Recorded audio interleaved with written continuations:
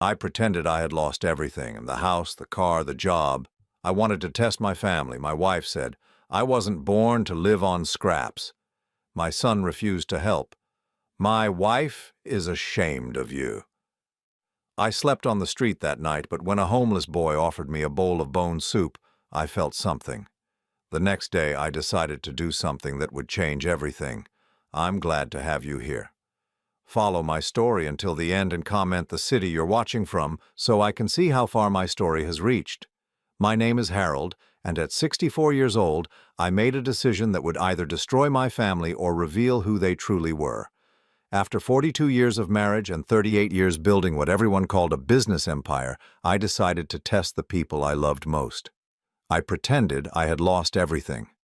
The morning I chose to begin this charade, I sat in my home office staring at the family photo on my mahogany desk.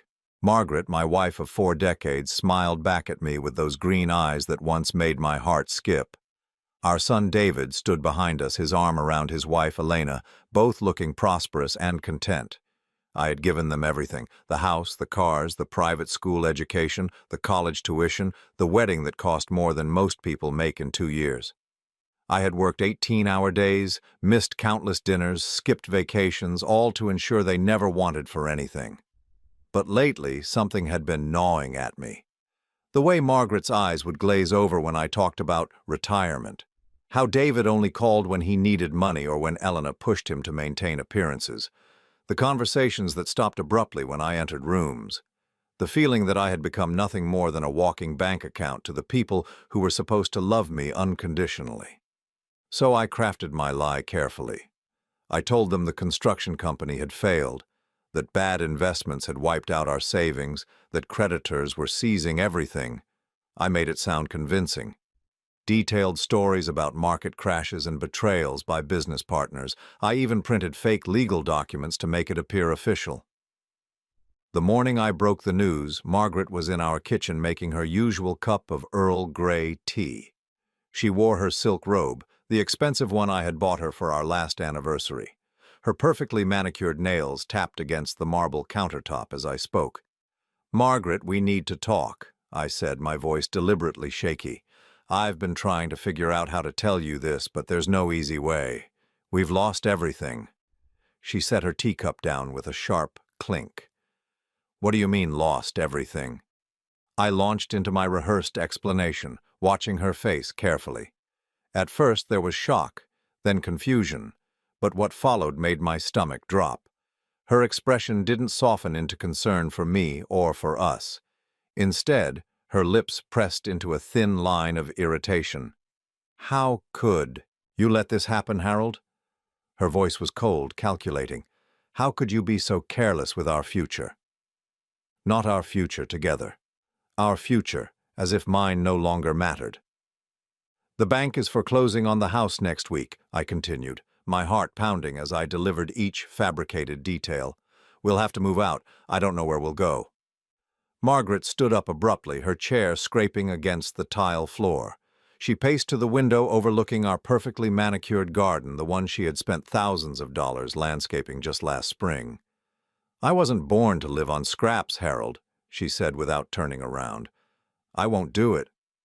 I simply won't." The words hit me like a physical blow.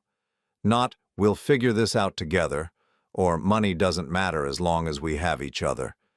Just a flat refusal to stand by me when times got tough. "What are you saying?" I asked, though I was beginning to understand exactly what she meant. She turned to face me, her expression eerily calm. "I'm saying that I need to think about my options. I have friends, Harold. People who can help me maintain a certain standard of living." The conversation with David went even worse. I called him that afternoon, asking if we could meet for lunch. He agreed reluctantly, claiming he was busy with work. We met at the diner where I used to take him as a child, back when a $5 meal felt like a special treat to him. David arrived 20 minutes late, checking his phone constantly as I explained the supposed financial catastrophe. When I finished, he leaned back in the booth and let out a long sigh. "Dad, I have to be honest with you," he said, not meeting my eyes. "Elena and we've worked really hard to build our reputation in this community. Her family has connections, important ones. If word gets out that you're financially unstable, it could really hurt us. I felt something crack inside my chest. Son, I'm not asking for your money. I'm just telling you what's happening to our family. David's jaw tightened. That's just it, Dad. Elena's embarrassed. She's worried about what people will think if they find out her father-in-law is broke. It reflects on us, you know. So what are you suggesting? He shifted uncomfortably, finally looking directly at me. Maybe it would be better if you kept your distance for a while, just until you get back on your feet. Elena thinks it might be best if we don't associate publicly. The words hung in the air between us like a death sentence. My own son, the boy I had coached in Little League, taught to drive, walked down the aisle at his wedding, was asking me to disappear from his life because my imaginary poverty might embarrass his wife. I see, I said quietly. And if I don't get back on my feet? If this is permanent? David's silence was answer enough. That evening I packed a single duffel bag with a few changes of clothes and left the house. Margaret was in the living room on the phone with someone, laughing softly. She didn't even look up when I walked past. I had told her I was going to spend the night figuring things out, maybe stay at a motel until we could make plans. She had simply nodded and waved me away like I was a minor inconvenience. I drove to the poorest part of town, parked my car several blocks away where it wouldn't be recognized, and walked to a homeless shelter I had donated to for years but never actually visited. The irony wasn't lost on me. I had written checks to help strangers, but my own family wouldn't offer me so much as a couch to sleep on. The shelter was full, and I found myself on the street for the first time in my life. I sat on a bench in a small park, my duffel bag clutched against my chest, and tried to process what had just happened.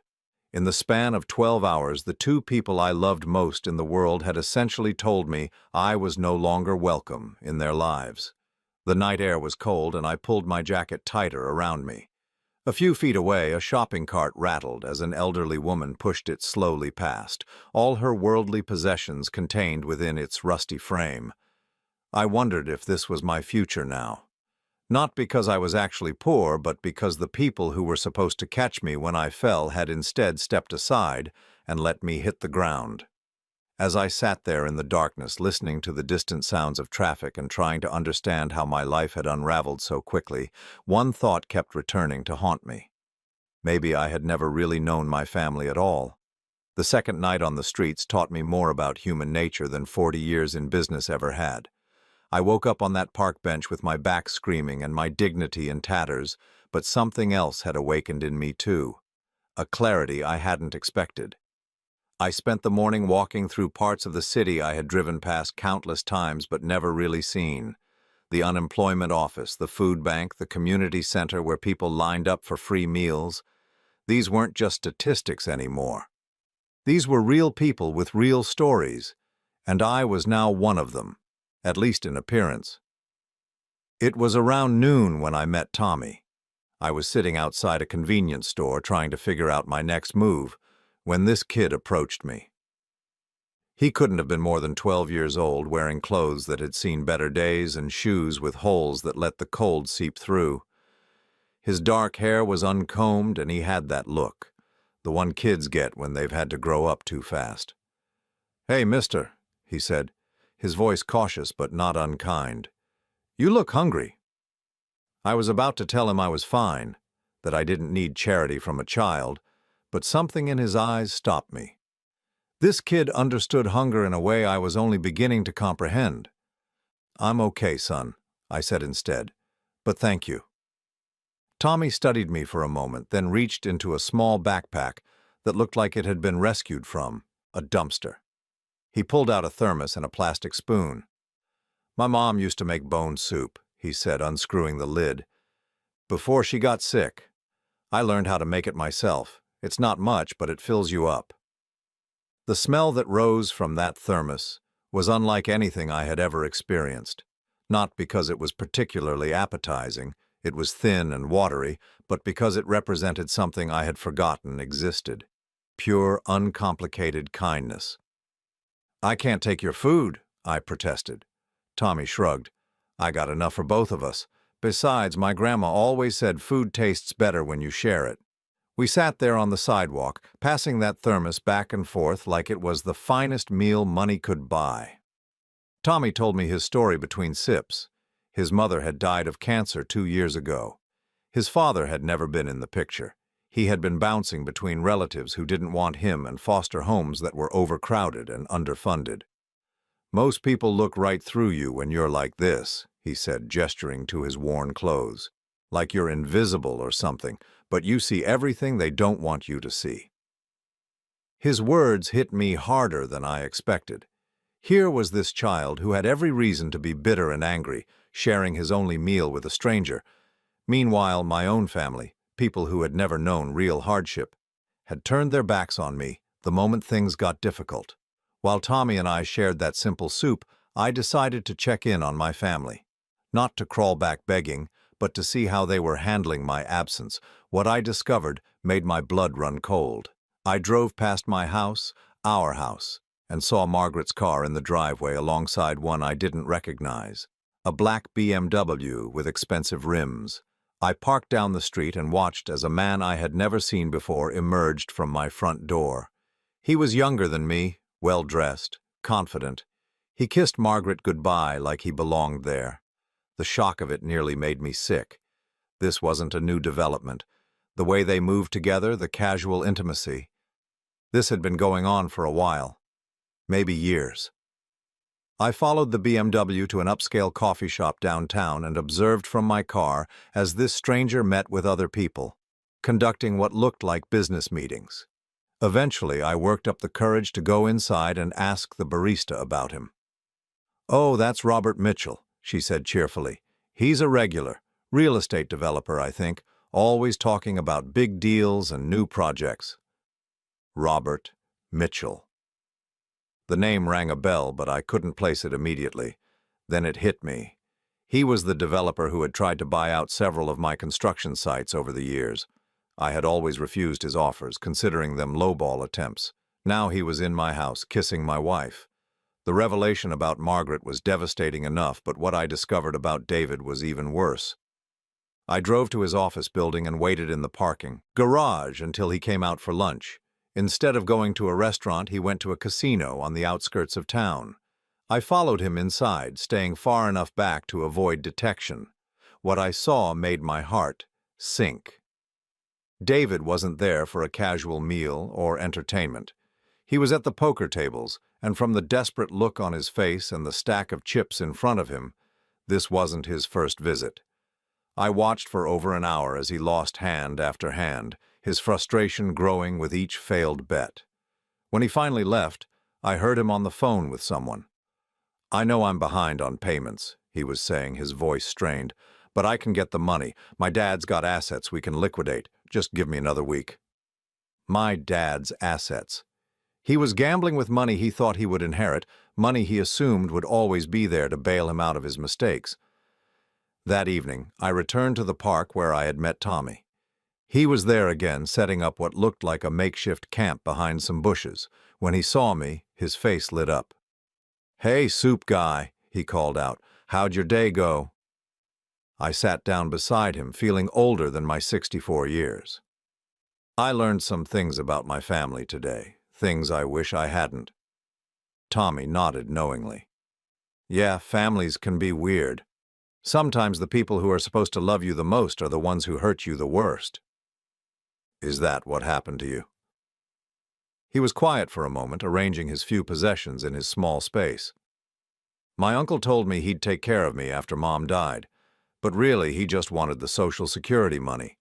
When that ran out, he said I was too much trouble and dropped me off at a group home. Said it was temporary, but that was 8 months ago." I felt my chest tighten. Here was this child, abandoned by adults who should have protected him, and yet he had more compassion in his little finger than my entire family had shown me in decades. "Tommy," I said carefully, "what if someone wanted to help you? Really help you, not just for money or because they had to?" He looked at me with those wise, old eyes. I guess I'd wonder what they wanted in return.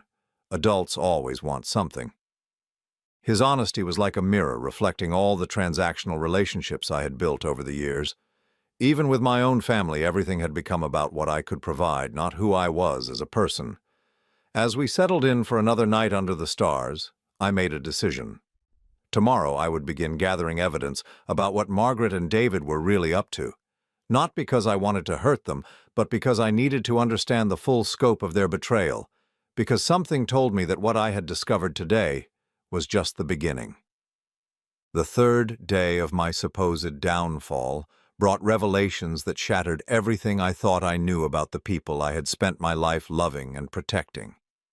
What started as a test of their loyalty had become an excavation of lies. That ran deeper than I could have imagined. I woke up in the park with Tommy beside me, the kid having insisted we stick together for safety. As he shared another simple breakfast with me, crackers he had gotten from a food bank, I realized I needed to dig deeper into what Margaret and David were really doing. The glimpses I had caught the day before felt like just the tip of an iceberg.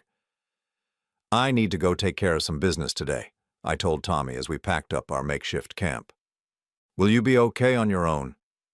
He gave me that wise look again, the one that seemed too old for his 12-year-old face. "You're not really homeless, are you?" The question caught me off guard. "What makes you say that?" "Your hands," he said simply.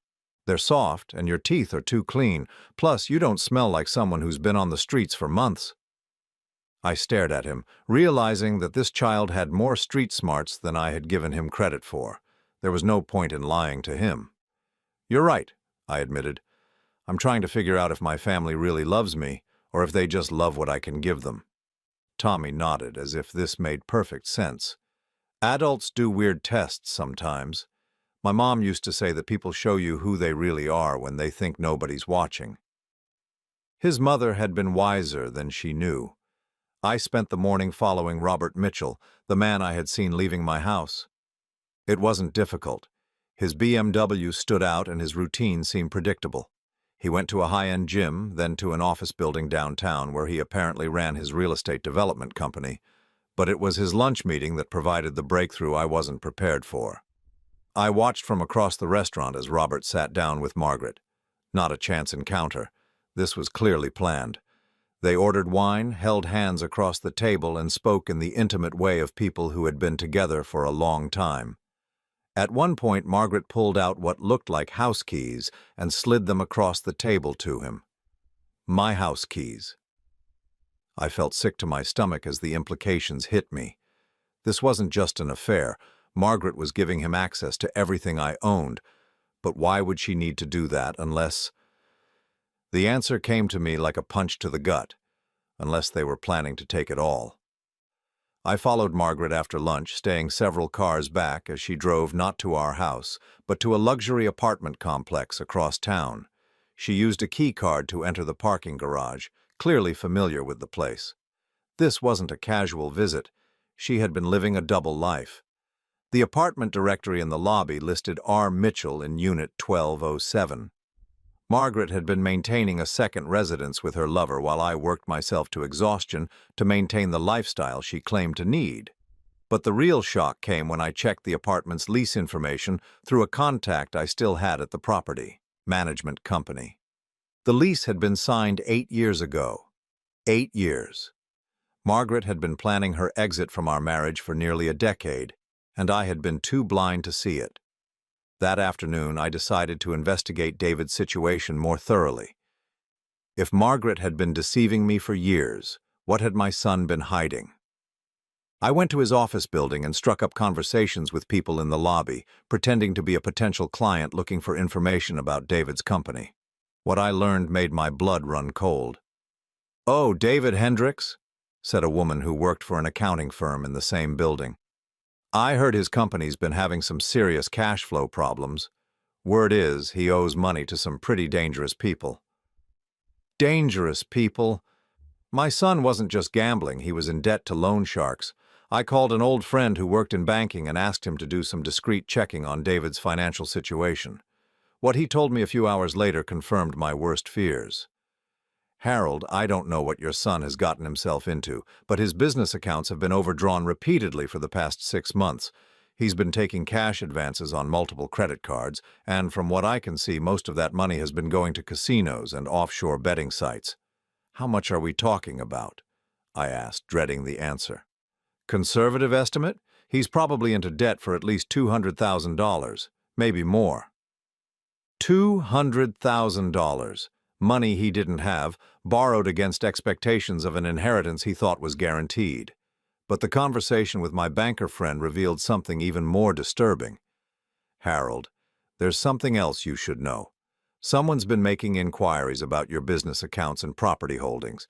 Official inquiries with paperwork that suggests they might have legal standing to access that information. What kind of legal standing? The kind that comes with power of attorney or estate planning documents. Have you recently updated your will or given anyone financial authority over your assets? I hadn't. But that didn't mean someone hadn't forged documents to make it appear that I had. That evening I met Tommy back at our usual spot in the park. He took one look at my face and knew something was wrong. "Bad day?" he asked, settling down beside me with a small bag of food he had managed to collect from various sources. "I'm learning that the people I trusted most have been planning to rob me blind," I said, the words tasting bitter in my mouth. Tommy unwrapped a sandwich and offered me half. "My uncle did something like that. After my mom died, he was supposed to take care of me. But really, he just wanted the survivor benefits and the money from selling Mom's stuff.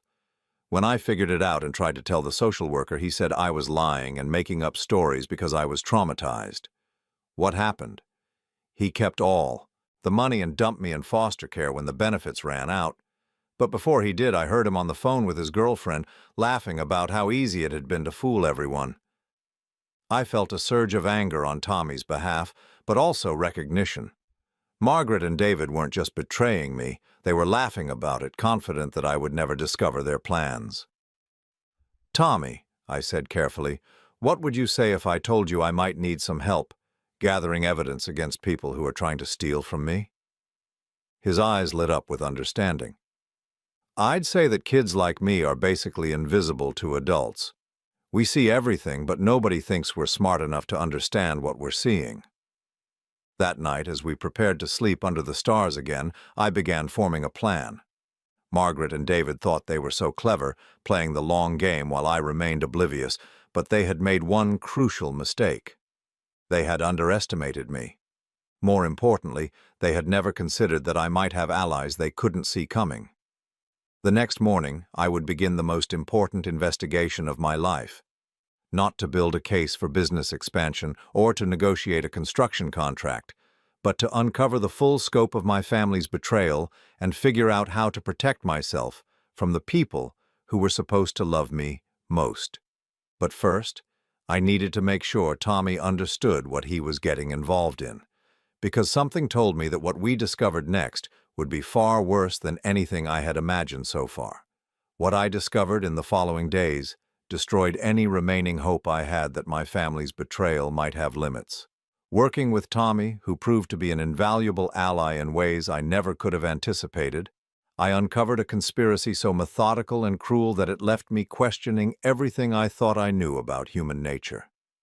Tommy had been right about being invisible to adults. His youth and shabby appearance made him the perfect reconnaissance agent. While I fed him information about where to go and what to look for, he could observe and listen without raising suspicion.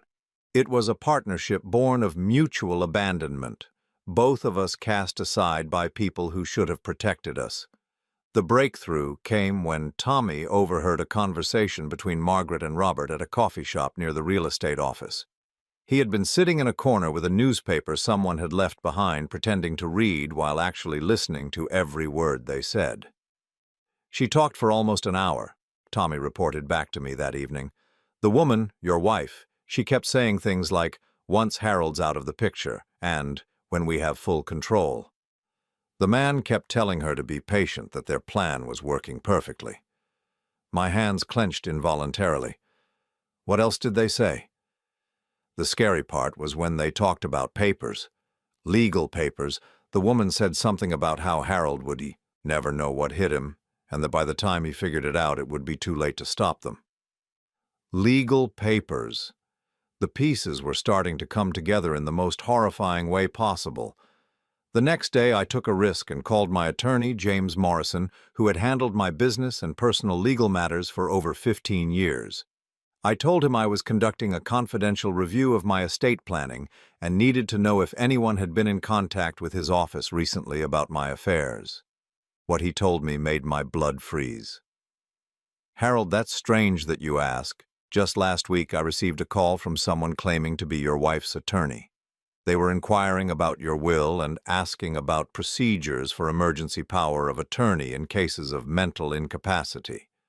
Mental incapacity. They were asking very specific questions about what it would take to have someone declared unable to manage their own affairs. I told them I couldn't discuss your personal matters without your direct authorization, but they seemed to already know quite a bit about your financial situation. I felt the world tilt beneath me. "James, I need you to do something for me, and I need you to keep this completely confidential. I want you to check if any documents have been filed anywhere with my signature that I didn't actually sign." There was a long pause. "Harold, that's a very serious allegation. Are you suggesting someone might be forging your signature?" "I'm not suggesting anything yet. I'm asking you to investigate." 2 days later, James called me back with news that confirmed my worst fears. "Harold, we need to meet immediately. What I've found, you're not going to believe this." We met at a small diner on the edge of town, far from anywhere Margaret or David might expect to find me. James spread out a collection of documents on the table between us, his face grim. "Someone has been very busy with your paperwork," he said. "I found records of 3 separate legal filings that bear your signature, all of them dated within the past 2 months. My heart hammered against my ribs. "What kind of filings?" "The first is a revised will that leaves everything to your wife, with your son as executor. The second is a power of attorney document that gives your wife full control over your finances in case of mental incapacity. The third is a preliminary commitment order for a private care facility." I stared at the documents, recognizing my signature on each one even though I had never seen them before in my life. The forgeries were excellent. Whoever had done this had practiced extensively.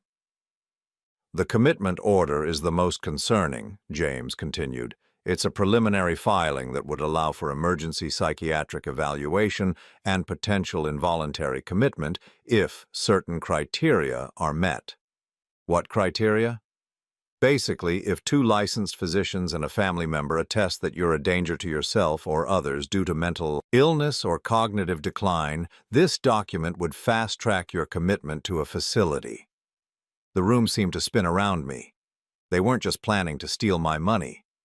They were planning to have me declared insane and locked away.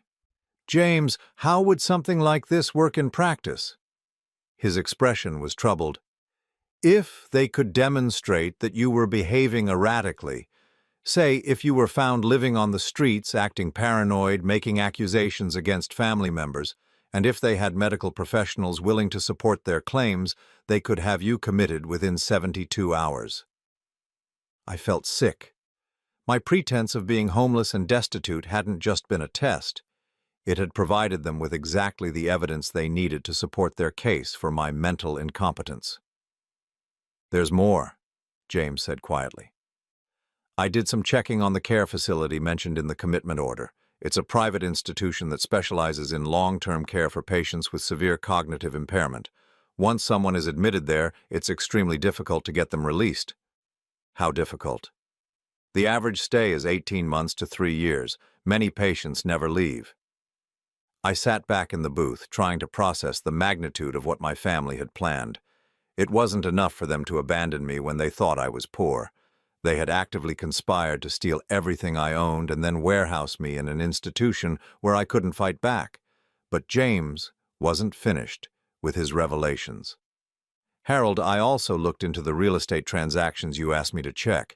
In the past 6 weeks, preliminary paperwork has been filed to transfer ownership of 4 of your properties to something called Mitchell Development Holdings." Robert Mitchell. Of course. "The transfers haven't been completed yet, but all the groundwork is in place. Once the power of attorney documents are activated, your wife would have the legal authority to complete these sales. I thought about Margaret sitting in that restaurant with Robert, sliding my house keys across the table to him. She hadn't just been giving him access to our home, she had been giving him access to my entire life's work. That evening I found Tommy waiting for me in our usual spot, but he wasn't alone. A girl who looked to be about his age sat beside him, thin and wary-eyed. "This is Sarah," Tommy said. "She's been staying at the shelter, but they're full up tonight. I told her you were okay." I nodded to the girl, who watched me with the same cautious intelligence I had learned to recognize in Tommy, another child abandoned by the adults who should have protected her. "Sarah heard something today that you need to know," Tommy continued. "Tell him what you heard at the hospital." Sarah's voice was quiet but clear. "I was in the emergency room today. Got hurt when some older kids threw rocks at me. While I was waiting, I heard two doctors talking about a patient they were expecting. They said someone had paid them to evaluate an older man for psychiatric commitment and that the evaluation was supposed to happen tomorrow." My blood turned to ice. "Did they mention a name?" "They said Harold something, and that his family was very concerned about his mental state." I closed my eyes, feeling the walls closing in around me. Tomorrow. They were planning to spring their trap tomorrow. "There's something else," Sarah continued. "They said the man's wife and son were coming in the morning to discuss the situation. They seemed to already know what the evaluation was going to conclude." I looked at Tommy and Sarah, these two children who had been discarded by society, but who had more loyalty and courage than my own flesh and blood. They had risked themselves to warn me about a danger I hadn't even seen coming. "Kids," I said carefully, "what I'm about to tell you might sound crazy, but I need you to trust me. Tomorrow we're going to do something that will change all of our lives forever." Because I finally understood what I was really dealing with. This wasn't just betrayal. It was a systematic destruction of my life, planned and executed by people who had smiled at me across dinner tables for decades. But they had made one crucial error in their calculations. They had assumed I would remain helpless and alone. They had never considered that sometimes the people who save you are the ones nobody else bothers to see. The night before my family planned to have me committed, I sat with Tommy and Sarah in an abandoned warehouse on the outskirts of town, finalizing a plan that would either save my life or destroy what remained of it. These two children, cast aside by a world that had forgotten them, had become my most trusted allies in a war I never saw coming. "Okay," I said, spreading out papers on an old crate that served as our makeshift table. "Let me explain what we're going to do and why it's going to work." Tommy and Sarah leaned in, their young faces serious in the dim light filtering through broken windows. Over the past few days, I had come to realize that their street smarts and invisibility to adults made them perfect operatives for what I had in mind. "First, Tommy, I need you to be at the hospital tomorrow morning at exactly 9 o'clock. You remember where the psychiatric evaluation offices are?" He nodded. "Third floor, east wing. I memorized the layout when Sarah was getting treated." "Good. I want you to hide in that supply closet we identified yesterday. You'll have this." I handed him a small digital recorder I had purchased with cash. "When my wife and son arrive to meet with the doctors, I want you to record everything they say." Sarah raised her hand tentatively. "What about me?" I turned to her with a smile that felt foreign after days of betrayal and anger. "You have the most important job of all. I need you to deliver something to my lawyer's office at exactly 10:30 tomorrow morning." I pulled out a thick manila envelope sealed with tape. Inside this envelope are copies of all the forged documents, along with evidence of my wife's affair and my son's gambling debts. But more importantly, it contains something they don't know I have. "What?" Tommy asked, his eyes bright with curiosity. "Proof that I'm not actually broke. Bank statements, property deeds, investment portfolios, everything showing that my financial collapse was completely fabricated. When my lawyer receives this, he'll understand that everything my family has told him about my mental state is a lie." But the envelope was just the beginning of my plan. Over the past week, while Margaret and David thought I was spiraling into helpless poverty, I had been methodically documenting their conspiracy and preparing my counterattack. The first step had been reactivating bank accounts they didn't know existed. Years ago, following advice from a paranoid but wealthy friend, I had established several offshore accounts and domestic trusts under different legal entities. Margaret and David knew about my primary business accounts and assets, but they had no idea about the backup systems I had put in place. "Here's what they don't understand," I explained to Tommy and Sarah. "They think they've been so clever, slowly positioning themselves to take everything I own. But they've only been looking at about 60% of my actual wealth." Tommy whistled softly. "So you're like secretly rich." "More than that, I'm liquid. I can access cash and make transfers that they can't track or stop because they don't know those accounts exist." The second part of my plan involved turning their own conspiracy against them. With James Morrison's help, I had been building a legal case that would expose not just their fraud, but their intention to commit what amounted to kidnapping and theft on a massive scale. "The beautiful thing about their plan," I continued, "is that they've documented everything. Every forged signature, every illegal transfer, every bribe they paid to those doctors. There's a paper trail for all of it." Sarah looked confused. "But won't you get in trouble for lying about being poor?" I shook my head. "Pretending to be broke isn't illegal. Forging someone's signature on legal documents is. Conspiracy to commit fraud is. Bribing medical professionals to falsify psychiatric evaluations is. They've committed actual crimes while trying to steal from someone who was never actually in danger of losing anything." The third element of my strategy was the most personally satisfying. While Margaret and David had been planning my destruction, I had been quietly investigating every aspect of their lives. What I had discovered gave me leverage they couldn't possibly have anticipated. "Tommy, remember when you followed Robert Mitchell to that construction site last Tuesday?" "Yeah, the one where he was yelling at the workers?" "I did some research on that project. Turns out Robert's company has been using substandard materials and cutting corners on safety inspections. The building they're constructing is supposed to be a senior living facility, but it's not going to pass city inspection when it's completed." I pulled out a folder filled with photographs Tommy had taken and documents I had obtained through my contacts in the construction industry. "Robert's company is about 6 months away from bankruptcy, which explains why he's so eager to get his hands on my assets. He needs my money to cover up his own failures." Sarah studied the papers with impressive focus for a 12-year-old. "So he's not actually rich?" "He's in debt for over $3 million, and when his current project fails inspection, he'll face lawsuits that will destroy him completely. Margaret thinks she's trading up for a wealthier man, but she's actually about to hitch herself to a sinking ship." The irony wasn't lost on me. My wife, who had refused to stand by me during fake poverty, was about to destroy herself chasing after a man whose real financial situation was far worse than anything I had pretended to experience. But David's situation was even more precarious. My investigation had revealed that his gambling debts weren't just large, they were owed to people who didn't accept payment plans or negotiate settlements. "I made some calls to people I know in certain circles," I told the kids, choosing my words carefully. "The men your son owes money to are very serious about collecting what they're owed. They've been patient so far because they believe David has access to family money, but that patience won't last forever." Tommy nodded grimly. "Bad people don't like being lied to." "Exactly. And when they find out that David doesn't actually have access to my money, that all his promises were based on inheritance he's never going to receive, they're going to be very unhappy with him." The final piece of my plan was the most delicate.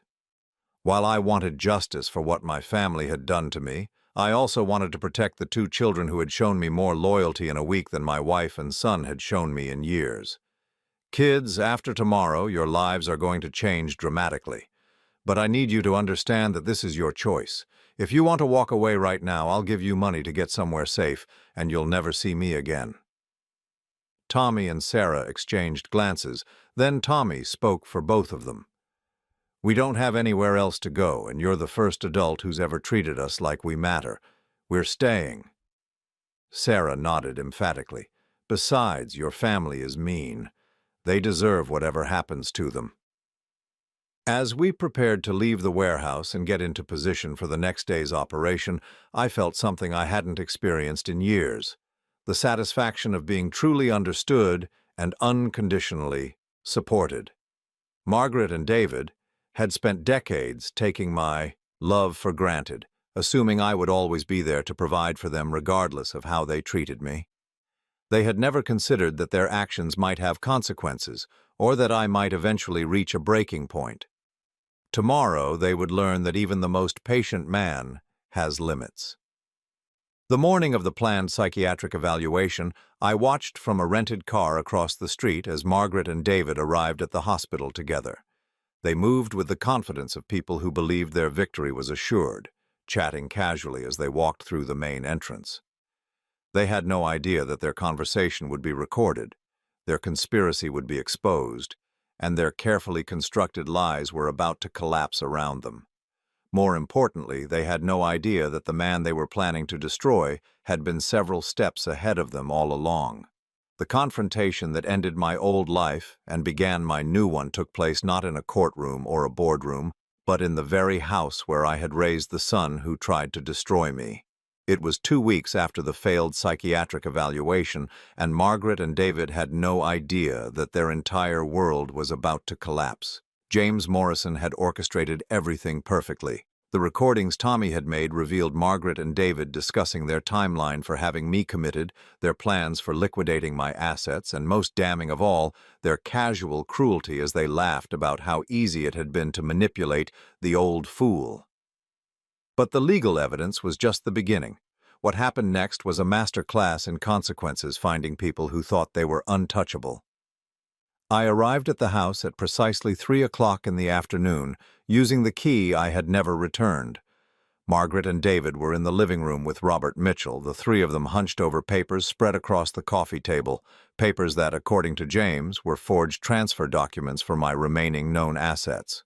"Well," I said, stepping into the room and watching their faces drain of color, "isn't this cozy?" Margaret shot to her feet, her mouth opening and closing like a fish. David remained frozen in his chair, a pen still gripped in his hand. Robert, to his credit at least, had the intelligence to look afraid. "Harold," Margaret finally managed, her voice shaking, "you're supposed to be... Where have you been? We've been worried sick." I laughed, a sound with no humor in it whatsoever. "Worried sick? Is that what you call conspiring to have me falsely committed to a psychiatric facility?" The silence that followed was deafening. David slowly set the pen down, his hands visibly trembling. Robert shifted toward the door, but I held up a hand to stop him. "Please don't leave on my account, Robert. After all, you're a very important part of this conversation."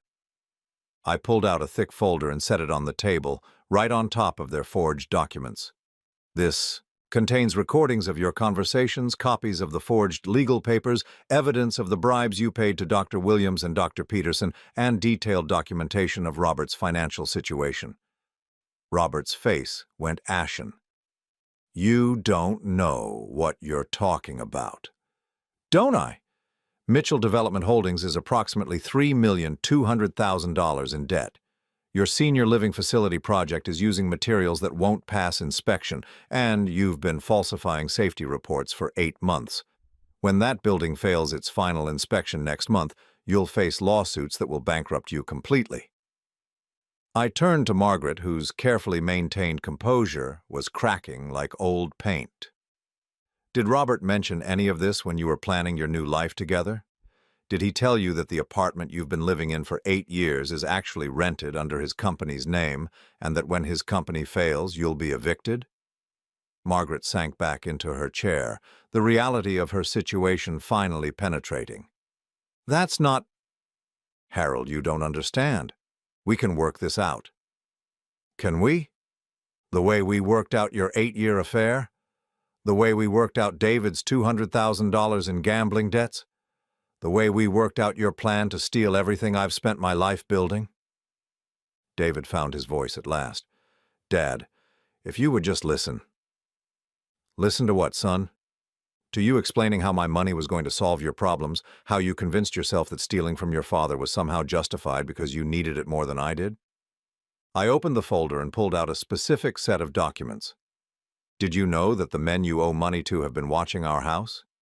Did you know they've already approached your wife, Elena, asking questions about when they can expect payment? David's face went white. Elena. In all his scheming, he had never considered that his creditors might target his own family. Here's what's going to happen, I continued, my voice steady and calm. Robert, you're going to leave town tonight.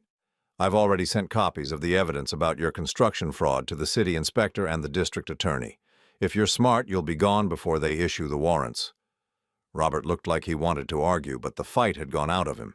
He grabbed his jacket and headed for the door without another word. Margaret, I said, turning to my wife of 42 years, the divorce papers have already been filed. You'll receive your copy tomorrow morning. Since adultery is still grounds for fault-based divorce in this state, and since I have 8 years of evidence documenting your affair, you won't be receiving any alimony or property settlement. Her voice was barely a whisper. Harold, please. I made mistakes, but we can fix this. The only mistake you made was underestimating me. Everything else was a choice, a series of choices that showed me exactly who you really are. I turned to David last. This was the hardest part, because despite everything, he was still my son. David, your gambling debts are your problem now. I won't be paying them, and I won't be bailing you out when your creditors come calling, but I'm not completely heartless. I pulled out a cashier's check and set it on the table. This is enough to pay off your debts and start over somewhere else. It's also the last money you'll ever receive from me. David stared at the check like it might disappear. Dad, The check comes with conditions. You'll use it to pay your debts, you'll sell your house and your cars, and you'll leave the state. If I ever see you again, if you ever contact me again, if you ever try to claim any connection to me or my money, I'll make sure your creditors know exactly where to find you. The look on his face was a mixture of relief and devastation. He understood that I was saving his life and ending our relationship at the same time. There's one more thing you all should know, I said, looking at each of them in turn. The man you thought you were destroying, the broken old fool living on the streets, he never existed. I've been documenting your betrayal while maintaining complete control of my finances and my life. You didn't just fail to destroy me, you revealed yourselves completely while I remained untouchable. I walked toward the door, then paused. Oh, and the house belongs to a trust you've never heard of, so you'll need to be out by the end of the week. As I left my former home for the last time, I felt something I hadn't experienced in decades. Complete freedom from people who had taken my love for granted. 6 months later, I stood in the backyard of a modest house on the outskirts of a small town 200 miles away, watching Tommy and Sarah help each other with homework at the picnic table I had built for them. The adoption papers had been finalized the month before, making official what had already become true. We were a family. Not a family bound by obligation or genetics or financial dependency, but by choice and mutual respect and genuine affection. Tommy had enrolled in the local middle school and was already showing signs of the intelligence I had always suspected he possessed. Sarah was thriving in 6th grade, her natural wariness gradually giving way to the confidence of a child who finally felt safe. Harold, Tommy called out, Sarah doesn't understand this math problem and I'm not sure I'm explaining it right. I walked over to help them, marveling at how natural it felt to be needed for guidance rather than money, to be valued for my presence rather than my bank account. We never spoke about Margaret and David, but I knew through James Morrison that Margaret had indeed been evicted from Robert's apartment and was now living with her sister in another state. David had used the money I gave him to pay his debts and had moved to Oregon, where he was reportedly working construction and attending Gamblers Anonymous meetings. Robert Mitchell had disappeared entirely, leaving behind a trail of lawsuits and angry investors. As for me, I had discovered something remarkable. When you remove people from your life who only value what you can give them, you create space for relationships based on what you can share. That evening, as we sat around our dinner table, Tommy and Sarah chattering about their day at school, making plans for the weekend, arguing good-naturedly about what movie to watch, I realized that losing my family had been the best thing that ever happened to me. Because in losing them, I had finally found the love I had been searching for my entire life. Not the conditional, transactional love I had accepted for so many years, but the real thing. Messy and complicated and absolutely unconditional. Tommy looked up from his homework and caught me watching them with what must have been a ridiculously sentimental expression on my face. "What?" he asked, grinning. "Nothing," I said, ruffling his hair. "Just thinking about how lucky I am." And for the first time in 64 years, I truly meant it.